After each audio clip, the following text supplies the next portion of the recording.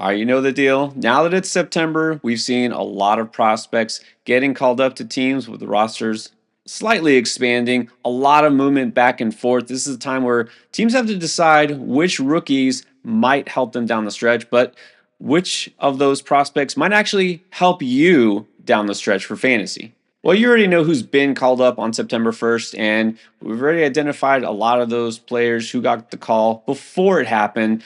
I'm going to focus today on some players that have not yet and may not get the call, but they have a ton of upside if they do face any major league pitching or hitting in the last couple of weeks of the season. And I'm focused on some high end talent. Let's start with a guy who I really think could get a glimpse in the Texas rotation. So, Jack Leiter is back up. He hasn't done too great, but he's going to stick around for a little bit with those guys like Scherzer and DeGrom still hurt. Why not Kumar Rocker, his former teammate at Vanderbilt? Now, Rocker just got promoted to AAA. It was pretty successful, I would say. In his first start at the AAA level, 10 Ks, 0 walks, only gave up 1 hit. Now, that was on 5 innings. Obviously, they're going to see him a little bit longer, but why not, after one, maybe 2 more starts like that, why not just give him a taste of the majors?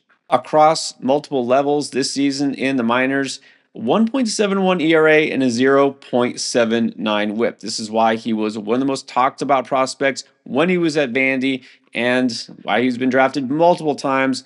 Finally settled on a team that he's willing to play for, and like the Mets, look, if Rocker gets a chance, you want to definitely take a chance on him because, again, we see what the K upside is. He's been great. We know the arm talent is there.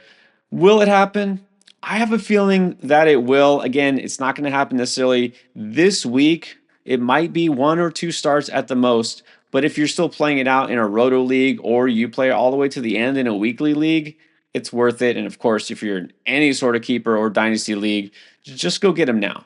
All right, now how about the number 1 pitching prospect for the Atlanta Braves?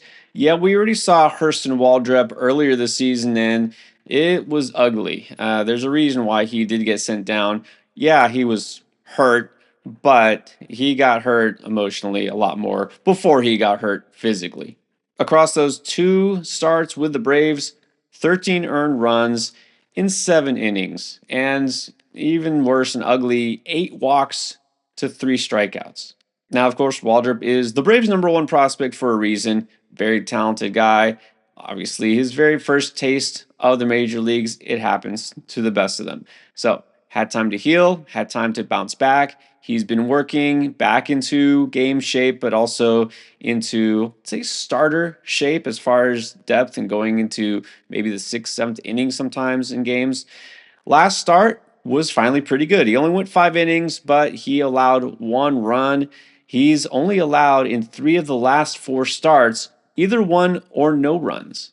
Now, the downside here is that while he was back in the minors, Spencer Schwellenbach has actually developed to be a reliable starter for them. I mean, technically their 5th starter. He's pitching more like a mid-rotation starter. He's been amazing lately. And so that kind of holds Waldrop, or at least the need for Waldrop out. Ronaldo Lopez is back healthy too. So there isn't a spot or a need right now in the Braves rotation, finally. But we could see him get a spot start here and there. Of course, players do get injured, so I'm going to still keep him on the radar. Don't let those first couple of bad starts way back weeks ago discourage you. Again, this guy is a top talent for a reason. Now, a team that you might not think needs any more help, especially in the infield, outfield kind of utility section, Dalton Rushing is a top prospect for the Dodgers, but where does he fit in?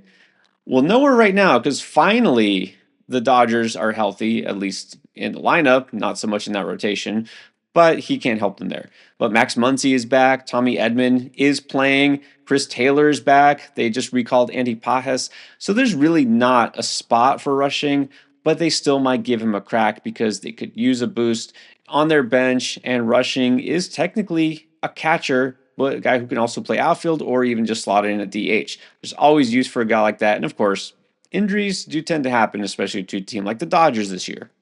Rushing is one of those prospects that could force his way up just from how well he has been hitting. Just since going to AAA, hitting 308, 5 home runs, 15 RBIs in only 78 at bats. This is the type player who, if he was in a different farm system, a different team, he would already have debuted probably mid-season. So again, while there is no obvious spot for him in LA, it doesn't mean there won't be between now and October. So definitely keep him in mind. This is, again, a pretty good farm system overall, and he's their top prospect.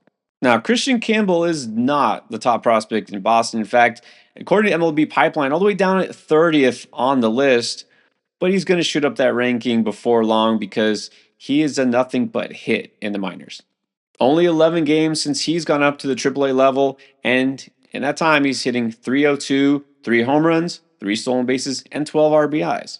Now, the Red Sox have been promoting quite a few of their prospects from double to triple A, and there's a lot of big names there. Guys, we got like Robin Anthony, Kyle Teal.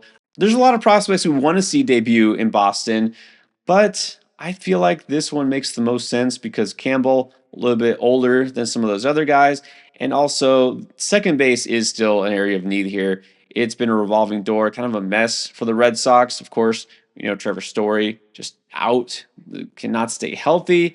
Vaughn Grissom, between injuries and just poor performance, has been a huge bust, to be honest. Guy I had high hopes for.